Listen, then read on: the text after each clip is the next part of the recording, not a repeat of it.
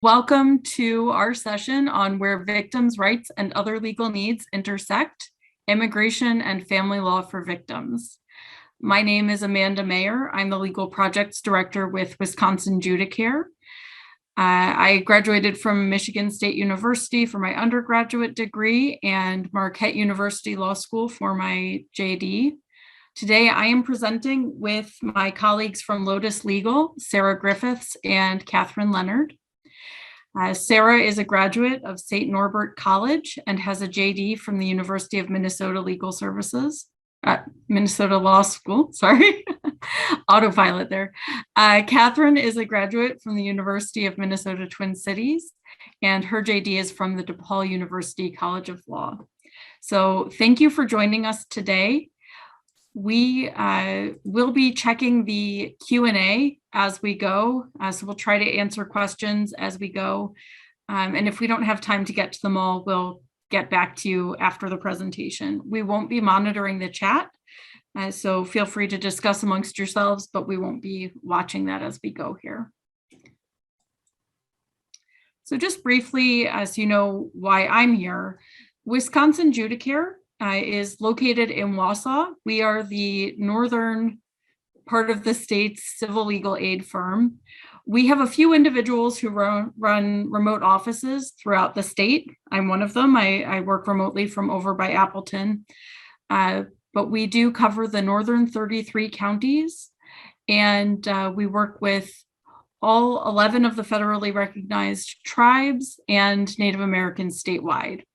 We're currently staffed by approximately 14 staff attorneys, 17 support staff, and we have a wide network of volunteers throughout our service area.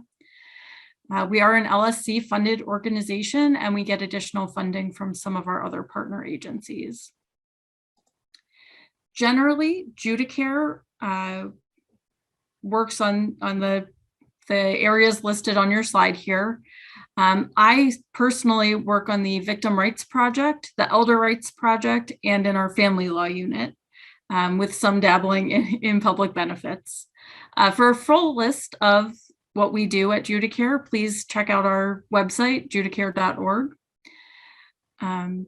And just as a note, if you're looking into our programs, the Victim Rights Project and the Elder Rights Project are both joint with Legal Action of Wisconsin to provide statewide coverage.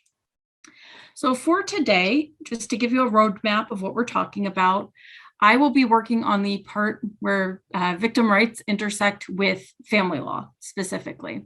So I'll be touching on family matters, the minefields in doing family law work and victim rights work, and some of the great unknown. So it's scary, but it's worth the exploration, I promise. Okay, so family matters. What are we even talking about here?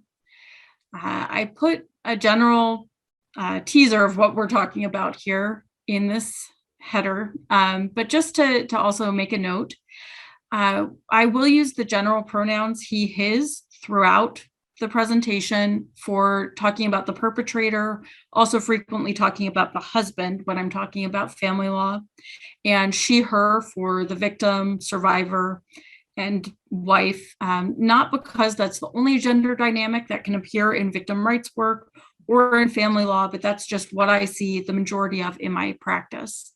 I also use the term victim because that is the legal term. Not all victims identify as victims. Some identify as survivors, or some don't even identify as having been victimized at all. So when we're looking at what can be encompassed by family law, we're talking about paternity cases, divorce cases, frequently also restraining orders get thrown in there, injunctions. So I will touch on those as well.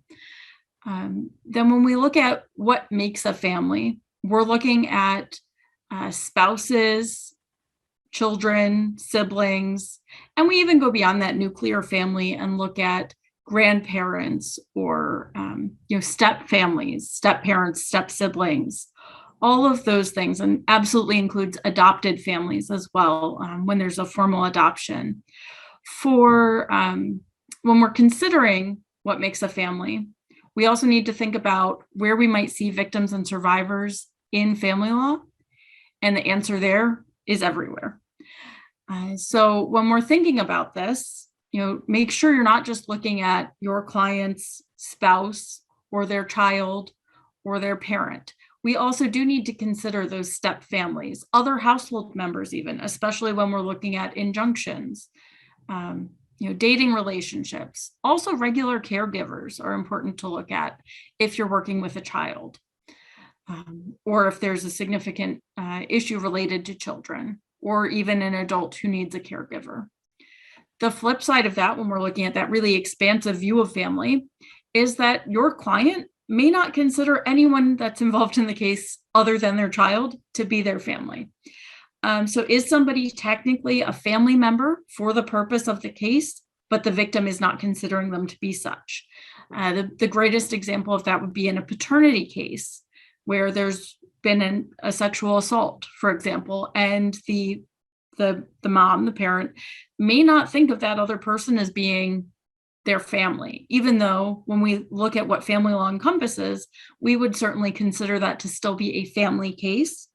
So when you're working with victims, you might want to warn them that, we're going to use these terms.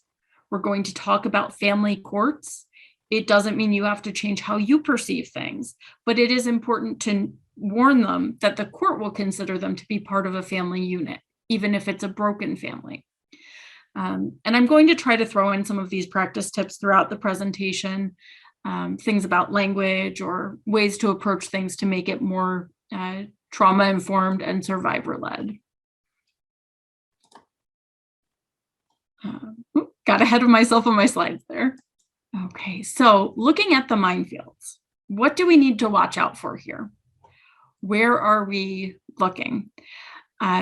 When we're looking at the minefield of family law and victim rights intersecting, we know that we're going to raise issues across case types. So that's establishing paternity, looking at divorce, modifying child custody and placement, and as I referenced, some injunctions as well. In the materials I've uploaded, there's a more in-depth description of some of these areas so that I don't need to spend time educating you on paternity cases, for example. That's not the goal of today, but if you're looking for that information, it is in the materials. So one of our goals and our obligations really when we're doing family law and working with victims, whether it's domestic abuse, sexual assault, or some other crime, we really need to figure out where victims' rights are going to come up and prevent those situations from becoming explosive if we can. When we're talking about this, we're looking at a victim who's a person against whom an act has been committed that would constitute a crime if committed by a competent adult. So that definition leaves room to include juvenile offenders, right? That if a juvenile commits one of these offenses, and it would be a crime if done by an adult, that can still put somebody in the category of a victim. It's also worth noting that the rights for a victim vest at the time of victimization. So they may be implicated for your case without there being a criminal case or even a report to law enforcement in some circumstances. And I'm getting that from commonly known as Marsy's Law, the Wisconsin Constitution, Article 1, Section 9M. Has the language about vesting at the time of victimization. Okay, so when we look at establishing paternity, there are four main ways that paternity can be established.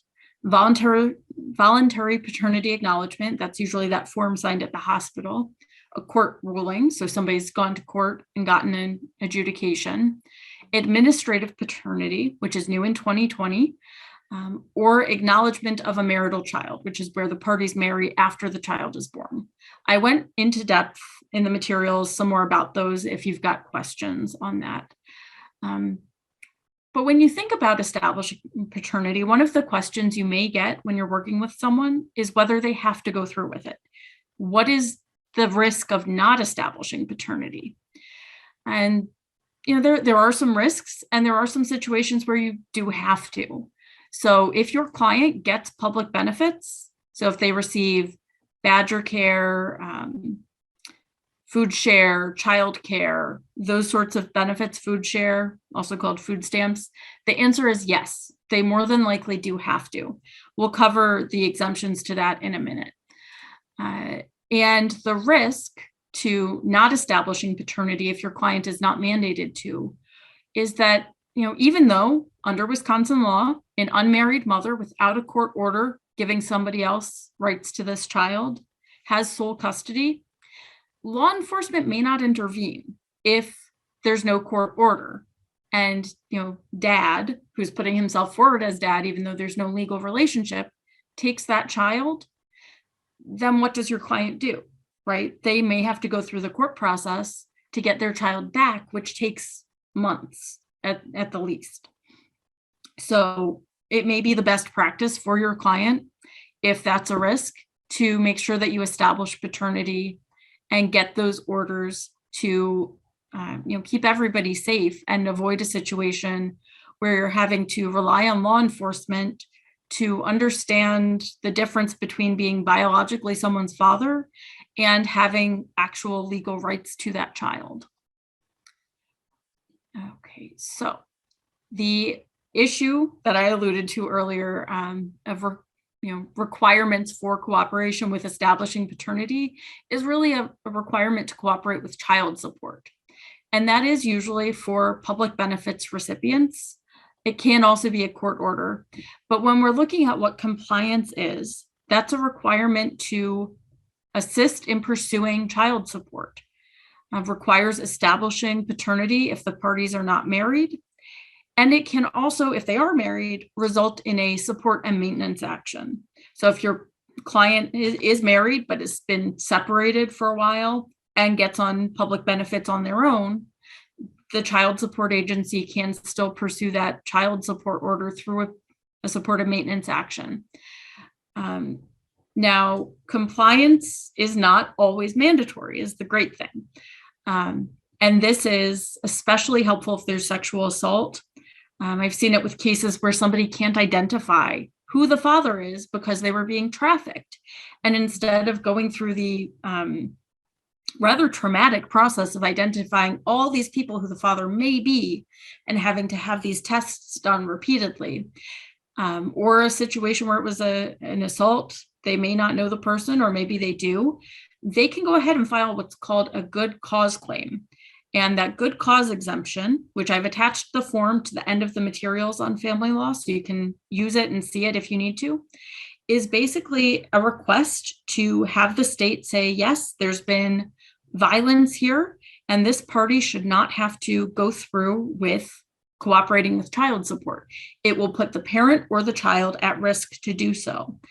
And I'd really recommend, if you are helping someone with a good cause claim, gather those documents to support the claim. It can be done with an affidavit, but having others who have witnessed the violence, or relevant medical records, or a police report, or a reference to a criminal case, those can all bolster that claim and help avoid the requirement to cooperate.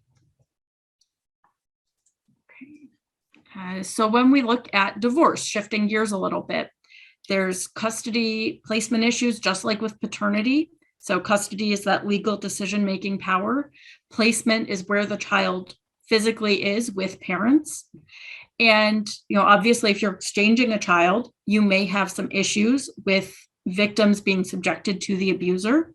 And we know from the Constitution that victims have a right to not be subjected to their abuser in certain circumstances. And I would argue that this is a spot to really raise that.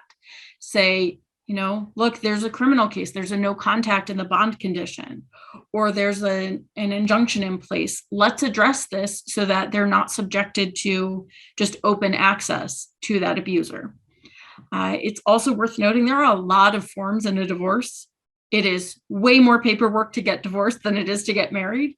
And so one of the things that you as the attorney need to look at is, where is your client's address and contact information going to be disclosed, and what can you do to prevent that?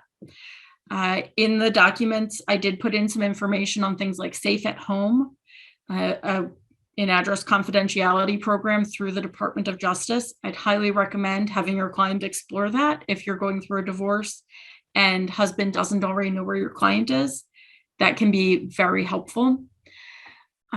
Also, it's worth noting that in a divorce, there's a significant amount of financial information that has to be disclosed. Information frequently about where the client works, information about their tax information, which has to happen yearly if there's a child support order. So making sure you get those orders for redactions or sealing the information, all of that, and that you're keeping an eye on it, can really help your client from accidentally disclosing where they work, where they live. Some of the forms even do have a spot to check, is this a domestic abuse situation? You just have to put the general area. I see there's a question about if safe at home addresses are, a good protection in divorces, where school districts and the state of the home or similar becomes relevant to a custody and placement order. And that's a tricky situation because frequently the guardian ad litem, if there is one, to investigate the best interest of the children, will need to know where the kids are to do their investigation fully and give a recommendation to the court about what's best. So frequently in that situation, I would recommend trying to see if there are other ways to address the guardian ad litem's concerns. Maybe instead of a home visit where then they have to have that actual residence, can you do a visit at school? Can you do a visit at their office or through a therapist? Things like that. Because the guardian ad litem is still subject to protecting that address, but frequently, they may not be as familiar with Safe at Home as you might hope. So I would also suggest doing some education. It can definitely be tricky. And there are also some issues that come into play if there's going to be a move, especially a removal from the home state or outside of 100 miles from the starting location. But that could be its own presentation, so I'm going to skip forward a little bit on that. Also worth noting that in a divorce, there's likely to be frequent contacts. Again, that financial information disclosure, the exchange of personal property may come up. Just like with a paternity case, the constant contact for child exchanges. So it's really important to address, how do we keep people safe? Do we have resources we can use so that we're not putting victims at risk that may get into implicating some of their constitutionally protected rights for protection from the accused? Modifying custody and placement comes up with both paternity and divorce cases. And it's a lot of the same considerations, but it is worth noting that if in the original order for custody and placement, if the abuse happened prior to that original order, your client cannot, if they've come to a stipulation, after that stipulation, they cannot raise the previous abuse to modify that order going forward. There's a pretty firm bar on raising those things if the order has already been agreed to. So there would have to be something new that's happened since that order. That's not to say if they didn't agree that they can't continue to raise things. I think that's a little bit more of a gray area, but it's worth noting because there is a lot of pressure in family courts to come to agreements on custody and placement, and your client may risk waiving some of their rights if they agree just to get it over with. We see that unfortunately quite a bit in family court. They just want to get it done, stop seeing their abuser. And so they'll agree to just about anything sometimes. So your duty as their attorney is to say, hey, we need to consider what you'll be doing for your future if you agree to this. I also want to note that there are other family members that can come into play, especially if there's that criminal case that's removing dad from the situation, he's going to prison, and your client is thinking, great, I am free and clear to parent as I choose, and I can move forward on my own. Not so fast. This is an ideal case for grandparents to step in and assert their rights to have some visitation with the children. So you need to think about crafting those orders too in some cases, and protecting victims of assault from the perpetrator's family as well. When I've dealt with those cases, I try to start small, require some buy-in from the grandparents, some review, and also making sure to include provisions about access for the perpetrating parent through the grandparents.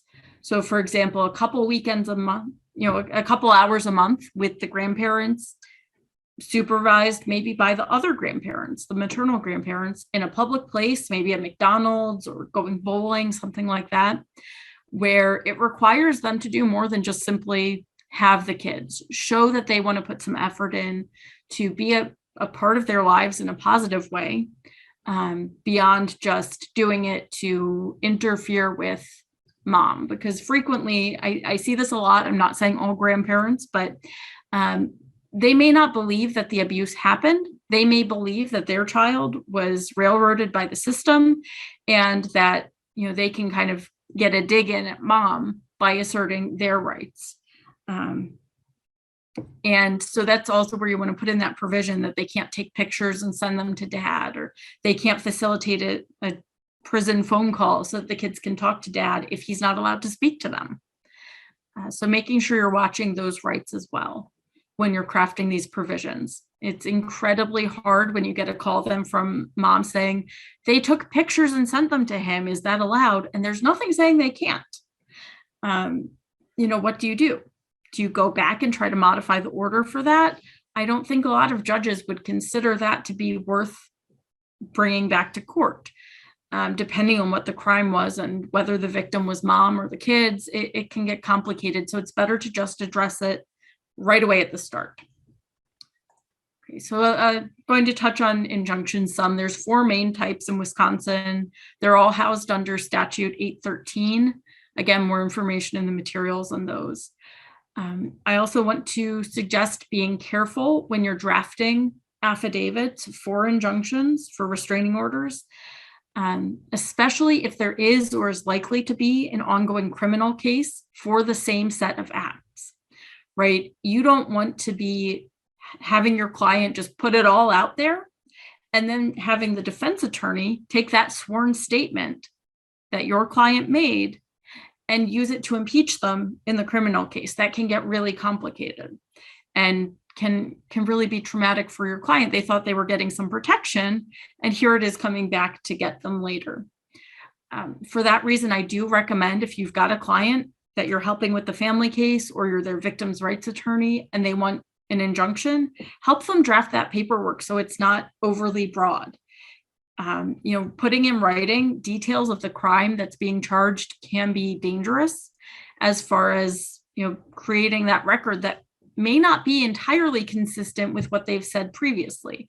Does it exactly match the police report, or did they get some of the details wrong? I'm not saying, but memories change, things shift, and you don't want to put your client into a position where they're putting different things in different sworn statements. Also, make sure to tell your client that if they file for a restraining order and an injunction, that they are more than likely going to be subjected to seeing that abuser in court. So if they don't want to be subjected to the perpetrator, maybe they need to think about this and get some supports in place, do some safety planning first, both physical safety planning and mental health safety planning, to make sure they're prepared for that interaction. Even if the abuser pleads the fifth, they're not going to testify. They're saying, I'm the alleged perpetrator in a criminal case. I don't want to implicate myself, so I'll plead the fifth. That physical visual can really be traumatic, so make sure you consider it. Also, testimony is required, not just the affidavit. So make sure you're doing some witness preparation before you go through with this, so your client is prepared to testify in a way that won't put the criminal case at risk if they have to testify there too. Sometimes you might want to let the prosecutor know, hey, we're going to be filing an injunction. It may cover some of the same acts. So if you want to be there or send your victim witness person there, just letting you know. The transcripts can be used in a criminal case. Also, just as a note, if it's a child abuse injunction and the other party is a parent of that child, the law requires a guardian ad litem be appointed, which depending on the circumstances can be a bit of a risk if there's a child abuse injunction and a family case, and that GAL is going to be present on both cases. If your client is considered a difficult victim, which I hate to say that term, but we've seen it where somebody's been abused and it makes them a little complicated to work with because of the trauma they've experienced and the way that they've responded to trauma. They may be hard to get a hold of. They may come across as aggressive, where the perpetrator who's in control comes across like they're just the most reasonable person in the world. So you want to make sure that you're setting your client up for success. So getting into our last section here, the great unknown. I promise it's scary, but worth it. So when I'm talking about the great unknown, that's really because we've got the constitutional amendment, Marsy's Law, but it's really new. So we don't have much in the way of case law telling us, what we can do with it. And we've got nothing from our legislature about how to apply these rights. So we're making the best that we can with that situation, but it is a little unknown. So when we talk about that great unknown, one of the areas is civil discovery. So, if you're in a divorce and opposing counsel says, I'm going to depose your client, or I want this list of written discovery, what are the protections for your client? If it's the same opposing party is also defendant and they've got that same attorney, especially for, criminal case and family case, we see that a lot, especially in our northern counties where there's just not many attorneys, right? And you're the family law attorney, or you're maybe family and victim rights attorney, you need to think about these things before just pursuing it the way you normally would, saying, sure, let's schedule that depo, or let's just respond to this discovery. Unfortunately, the answer as far as do they have additional protections, largely we don't know. But we do know with written discovery, you can object and let the court decide in a motion to compel if you cite the constitutional protections. I am so sorry. Sorry about that. How can information that's necessary for the divorce be shared without compromising the privacy and safety of a victim? Are there documents your client is required to provide, but maybe you can redact their address? As far as depositions, though, we do have a broad constitutional right not to comply with depositions in Marsy's Law, in Section 9M of Article 1.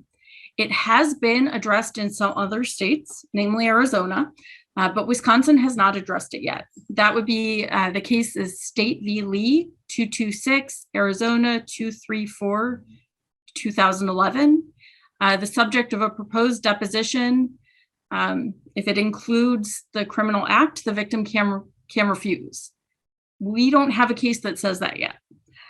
So I'd recommend filing a motion to stay in order for deposition until after the criminal case is resolved. Seek protective orders, file motions to quash subpoenas for deposition until the criminal case is concluded. Also, just look at the nature of what's going on and why the information is being requested, and consider that, because if it's something like in civil discovery,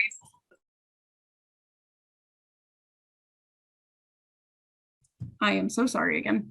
Are they asking about, who are all of the men who have stayed at the home for the last 5 years?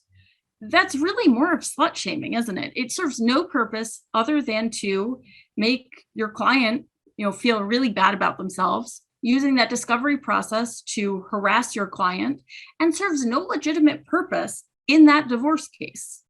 We also see issues with saying, I'm going to ask questions about, your client's abuse of the child, not my client's abuse of the child.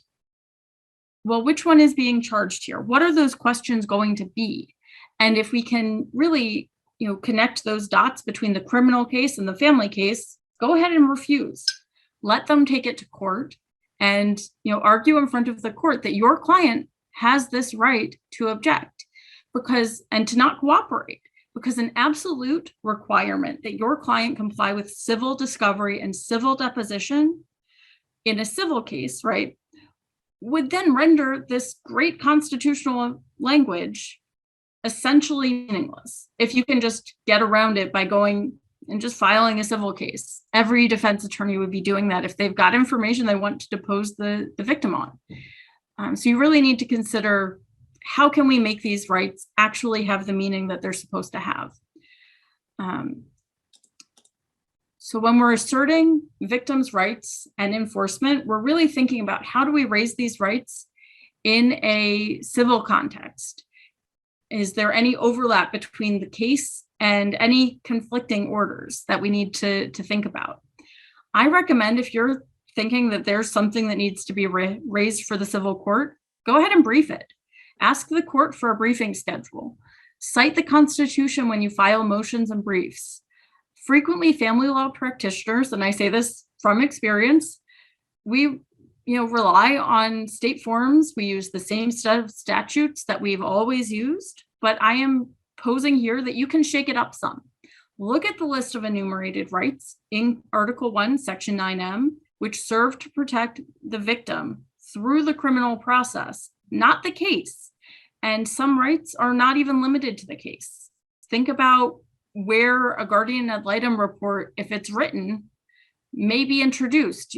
This can be an issue if you're in a one-judge county, for example, or a case where the family law players and the criminal case players are very similar, and you might have some overlap there.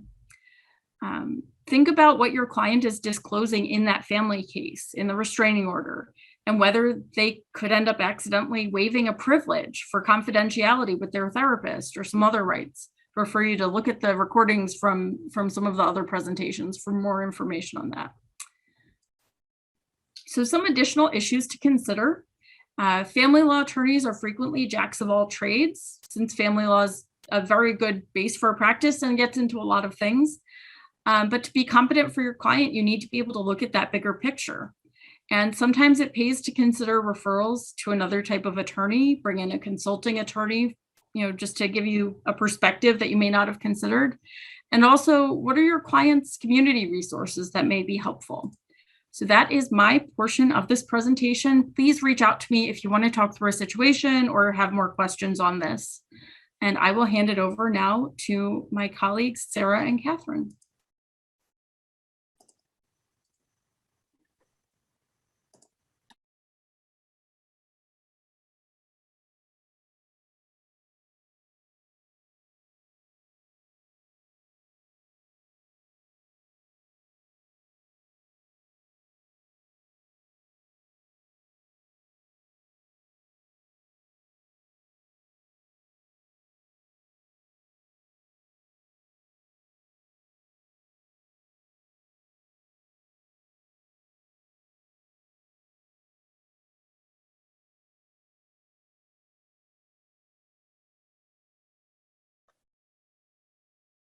Just one moment, please, while I get to the correct slide.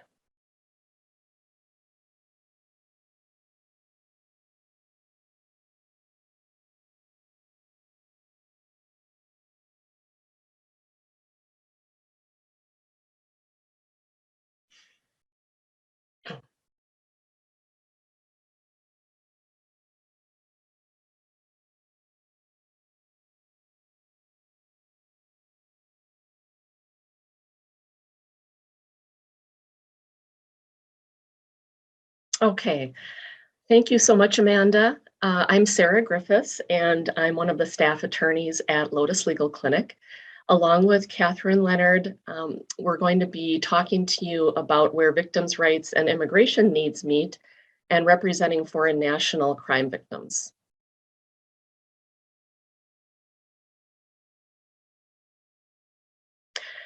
So one of the things that Catherine and I want to share with you as a starting place is a little bit about how she and I came to this work at Lotus Legal Clinic and the sort of mission and work that Lotus is involved in.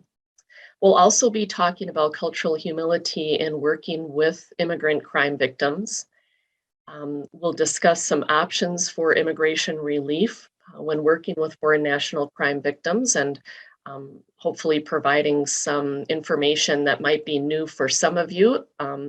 We acknowledge that it will be review for others of you. And then lastly, we're going to touch on special considerations when representing foreign national crime victims and interacting with law enforcement.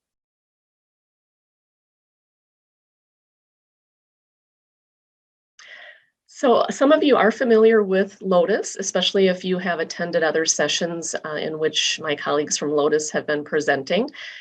We are based in the Milwaukee area. We're a nonprofit organization founded in 2016. Lotus is an acronym that stands for Legal Options for Trafficked and Underserved Survivors. We empower survivors of sexual violence and trafficking. We provide direct, comprehensive legal services, advocacy, and community education. And we invest in survivors as change agents. Lotus provides free legal services for every sex, gender identity, sexual orientation, nationality, race, ability, socioeconomic, or immigration status. One of the aspects of Lotus that is unique in terms of the legal services we provide is that we are positioned to represent individuals both in the victims' rights arena as well as immigration.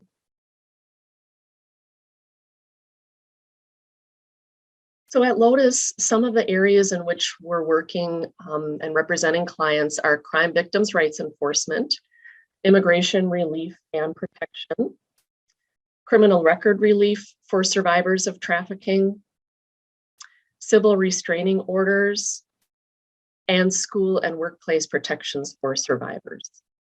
We have 4 attorneys on staff, and I live and work in the Green Bay area and serve clients primarily in this part of the state, including the Fox Valley.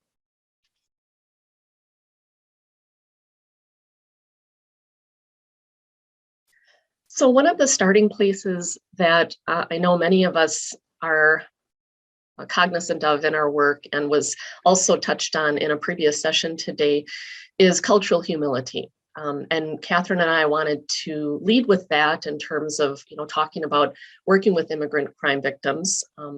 In addition to being trauma informed and survivor centered, we at Lotus believe it's very important to also come to the table being culturally humble. Many of us are familiar with this concept. Perhaps more well known is the concept of cultural competency or cultural sensitivity. And cultural humility is distinct but related to those concepts. We believe it's very important to approach working with really all crime victims, all clients, but particularly within the context of working with foreign national crime victims. The idea of being culturally humble is key. This concept was originated in healthcare in the late 1990s and then has been built upon over the past couple of decades. And in terms of how it's distinct from cultural competency, cultural humility really involves examining one's own assumptions and beliefs and adopting a stance of not knowing or of deferring to another's expertise, particularly the person you're working with, that client or crime victim. Whereas in terms of cultural competency, the usual approach or sort of traditional wisdom was that if you could attain a certain level of confidence by knowing and responding to a set of culturally specific traits, that you would be well prepared to interact with an individual representing that culture. Some of the drawbacks to kind of confining ourselves to cultural competency are that, unfortunately, sometimes that sense of competency or confidence has been rooted in various work contexts in some stereotyping or othering.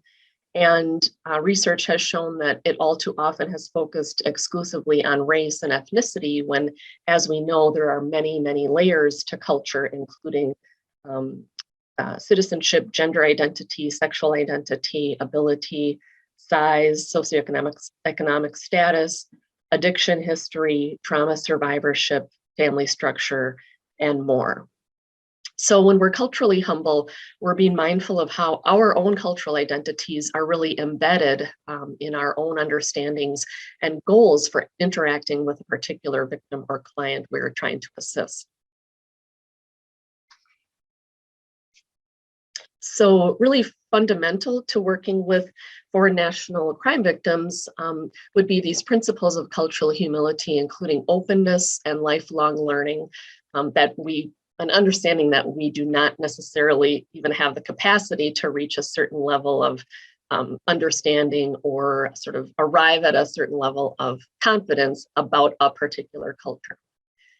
Also, the process of becoming or evolving as culturally humble is not only lifelong, but is also really constantly involving critical self-reflection and awareness.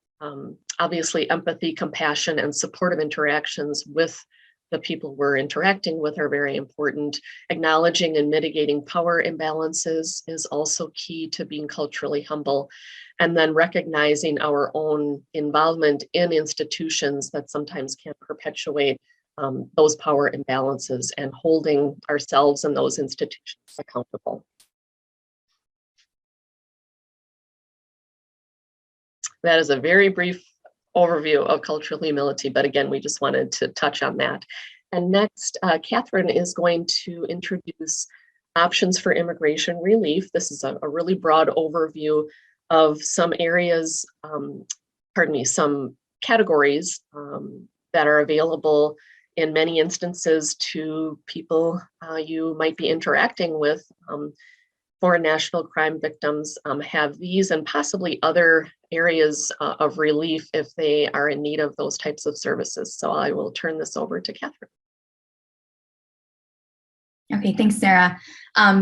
So like Sarah said, we thought it would be helpful to start by giving an overview of some forms of immigration relief that are either designed specifically for victims of crime or otherwise come up frequently in our work with immigrant crime victims. So that includes the U visa, the T visa, something called continued presence, relief under the Violence Against Women Act, and special immigrant juvenile status.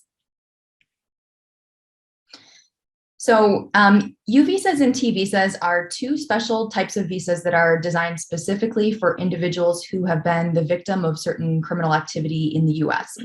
And we'll talk more about the specific requirements for each of these visas in a few minutes, but generally, the intent in creating these visas was to strengthen the ability of law enforcement to investigate and prosecute crime. So basically, the idea that by offering certain immigration protections, victims will feel comfortable reporting without the immediate risk of being removed from the country.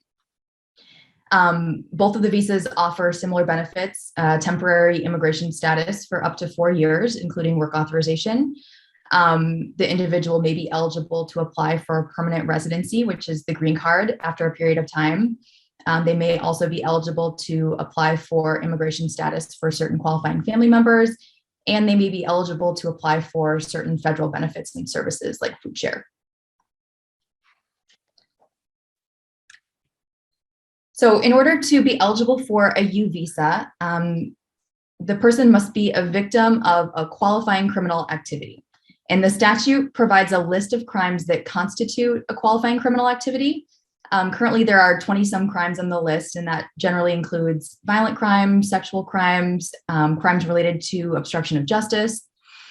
And the crime must have occurred in the US or violated US law. The victim must possess information about the criminal activity, and the victim must be helpful or likely to be helpful to law enforcement in the investigation or prosecution of the criminal activity. So this doesn't mean that there needs to be an arrest or a charge in the case, but there does need to be some level of reporting to law enforcement, which we'll talk about more later. It also requires a signed certification from law enforcement or a prosecutor or a judge confirming that the victim has been helpful. And then finally, the victim has to show that they have suffered substantial physical or mental abuse as a result of the criminal activity. And this is usually demonstrated through a detailed affidavit from the client or other evidence like letters from medical or mental health providers. The T visa is different from the U visa in that it is only available to victims of a severe form of trafficking in persons. And that term is defined according to the federal definition of human trafficking, which includes both sex and labor trafficking. The individual must be physically present in the US on account of the trafficking. They must have complied with any reasonable requests from law enforcement for assistance in the investigation or prosecution of the trafficking. So again, that doesn't mean there needs to be an arrest or a charge, but with a few exceptions that we'll talk about, there does need to be some level of reporting. And like the U, there's also a certification that law enforcement can sign in support of someone's T visa application, though with the T visa, it's not explicitly required to have that certification in order to file with immigration. And then finally, the individual has to show that they would suffer extreme hardship involving unusual or severe harm if they're removed from the US. The next form of relief that comes up in our work with victims is called continued presence, or CP. And this is a temporary immigration designation provided to individuals that have been identified by law enforcement as victims of a severe form of trafficking in persons. And the definition of severe form of trafficking in persons is the same as with the T visa. However, one major difference between the T visa and CP is that CP has to be requested from immigration on the victim's behalf by the law enforcement agency. And as we'll talk about more later, this generally requires some level of education or advocacy from the victim or their attorney, particularly with state and local law enforcement who may not be familiar with CP. It's also different from the T and U visas in that CP doesn't offer a path to permanent residency. It's valid only during the investigation of the trafficking or during a civil action against the trafficker. And it's initially granted for 2 years, but may be renewed in up to 2-year increments if the investigation or the civil action is ongoing.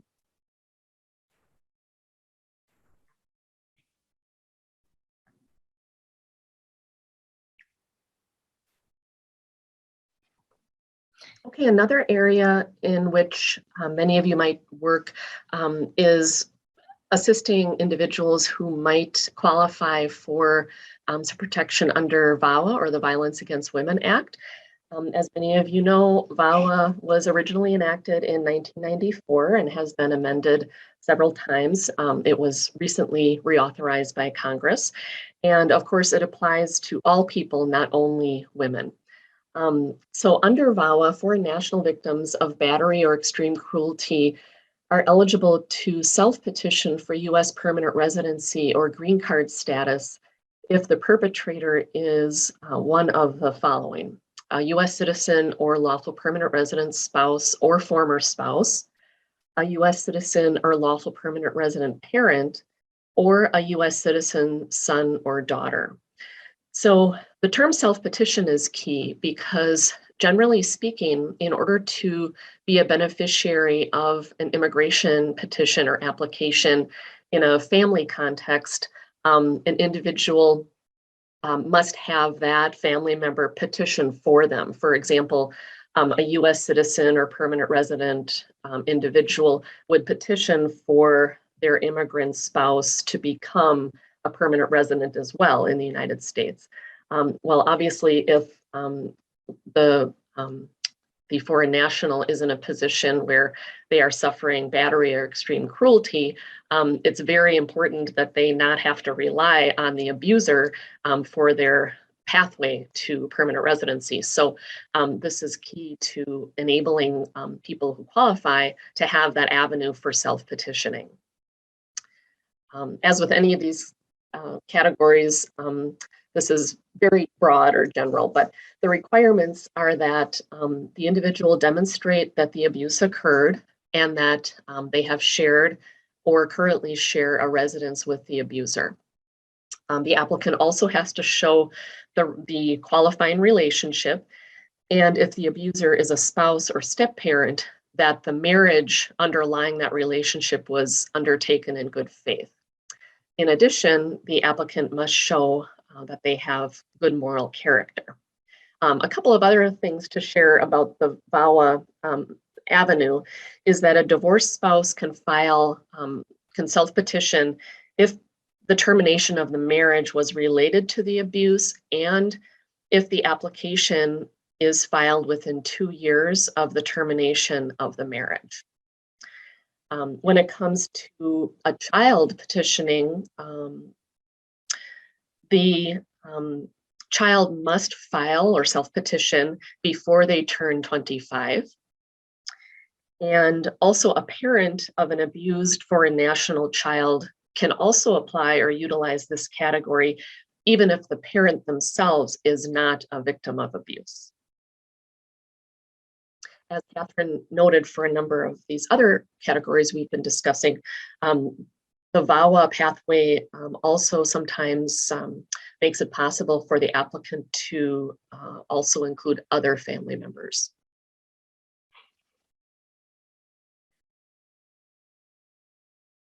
Another category that might be important for some of you to know of if you work with foreign national children is called the Special Immigrant Juvenile Status, or SIJ or SIJS, or other shorthand terms. So using this category would allow a child who has been abused, abandoned, or neglected by one or both parents and has been declared a dependent of a state juvenile court to self-petition for permanent residency. Again, not having to rely on the abusing family member to petition for them to become a green card holder. The general requirements for the SIJS category are that the applicant be under 21 and unmarried. It has to be shown in the application that reunification with the parent or parents is not viable, and that return to the country of birth is not in the child's best interests. Generally, this is a two-step process whereby a predicate order or special finding must be made by a family in a family or custody proceeding. Dependency, guardianship, or juvenile delinquency proceeding can also be an avenue for obtaining a judge's order, which doesn't necessarily involve the judge adjudicating in any way the immigration benefit, but is necessary in order for the immigration application to be filed with USCIS.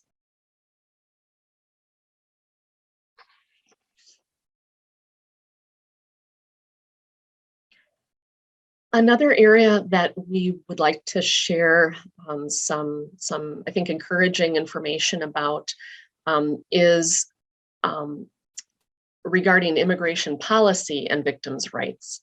The categories that we covered very generally are available because, for all its limitations and flaws, the government, Department of Homeland Security in particular, have recognized that foreign national victims of crime have immigration needs that require sensitive attention. That in many cases, it is not only helpful to those individuals, but also to the government to enable people to have these pathways to regularizing their status when they might not otherwise have an avenue to do so.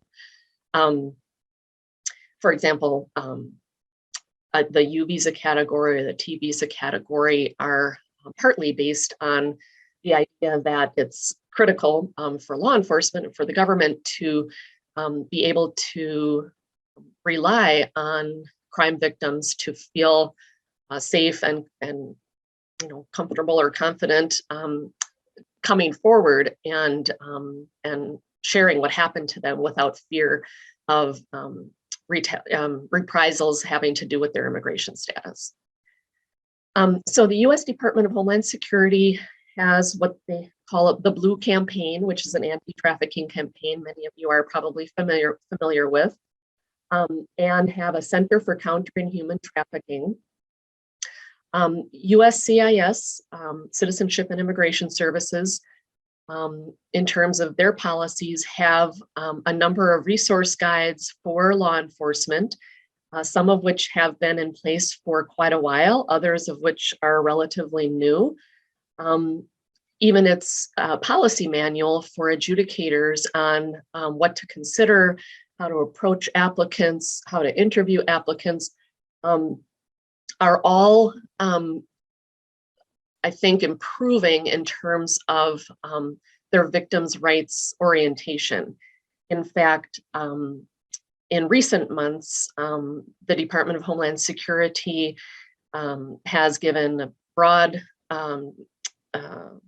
instruction to all of its various sub offices or departments to adopt a victim-centered approach in working with foreign nationals seeking humanitarian relief, and that includes ICE or Immigration and Customs Enforcement.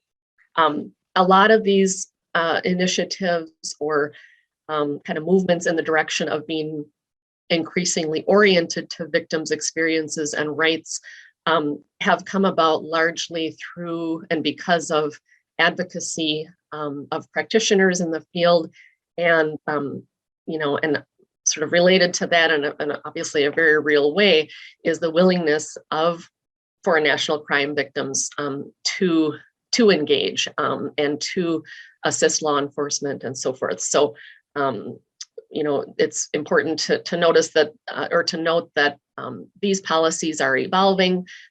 They are in practice not always perfect, but we have been encouraged in some ways, especially in the last year or so, that there seems to be an additional commitment on the part of DHS to be more victim-centered. So Catherine's going to speak briefly about interacting with law enforcement. Okay, thanks, Sarah. So it looks like we're running a little tight on time here, so I'll try to move through these next slides quickly and perhaps just highlight a few situations where victims' rights issues can come up in our immigration practice, particularly when there is an active law enforcement or investigation or prosecution going on. So maybe the next slide, Sarah. Okay, so often the first place where our immigration and victims' rights work intersect is when the client is deciding whether or how to report the criminal activity to law enforcement. So we talked about this earlier, but several forms of immigration relief for victims require that the victim report or otherwise show some kind of helpfulness to law enforcement. And I've laid the language of those requirements out here. There are a few exceptions that I've noted for minors or people with disabilities that may be applicable. So often when we tell a client who doesn't have immigration status about the reporting requirement, the first fear is the fear of being deported. They may not be familiar with our legal system or the differences between local law enforcement and ICE. And in some cases, the perpetrator may have specifically told them that they would be deported in order to discourage them from reporting. So as Sarah mentioned, according to DHS's current victim-centered approach, that's not their policy to place victims in proceedings. It can also be helpful to consider what are ICE's current enforcement priorities. Does this person is it someone with a serious criminal history or some recent immigration violations that would make them an ICE enforcement priority? Another consideration is safety of family members. This is sometimes unique with foreign national victims because there may be safety considerations for family members in the home country, which can be more challenging to safety plan for. Another consideration, the likelihood of obtaining immigration relief, and considering what is the client's goal in reporting the criminal activity. So these are all factors that we would suggest discussing with the client prior to reporting to law enforcement. So if the client does decide to report, one thing that I would note is that law enforcement does have a lot of discretion in determining what constitutes cooperation or helpfulness and deciding whether or not they're going to assist with the victim's immigration application. So sometimes a victim can feel that they really need to go out of their way to show law enforcement that they're willing to cooperate. And at times this can be in conflict with other rights that the victim may have, like the right to be treated with dignity or respect and the right to privacy. There's not a right answer. Every situation is different. And it often involves, balancing the need to demonstrate helpfulness for immigration purposes with also advocating for the victim's rights. So I think I won't have time to get into this too much, but if the victim does request a U or T visa certification from prosecutors, one issue that can come up is the prosecutor's duty to disclose that certification under their Brady obligations to disclose material or exculpatory evidence. Basically, the argument being that the immigration application could be considered exculpatory because the defense may argue that the victim made up the criminal activity for the purpose of obtaining an immigration benefit. And in some cases, the defense does try to do that. So, we'll be available to talk about this issue more, perhaps by email or on the Whova platform if there are questions about it. You just may want to consider addressing this with the client before deciding whether or not to request the certification or the timing of the certification if there is an open investigation or prosecution.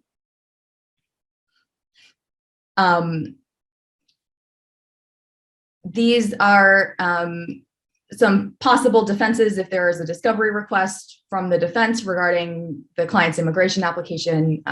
Of course, attorney-client privilege, though there are limitations to that, so that's probably something to keep in mind throughout your work in preparing the immigration application. And also, there are certain confidentiality provisions under VAWA itself. So this is just a summary of some of the strategies in protecting a victim's privacy. And again, I think I'm going to have to cut myself off here because of time, but Sarah and I are available to discuss this more through the Whova platform, and we'll also provide our contact information at the end of the presentation in case anyone wants to discuss it that way.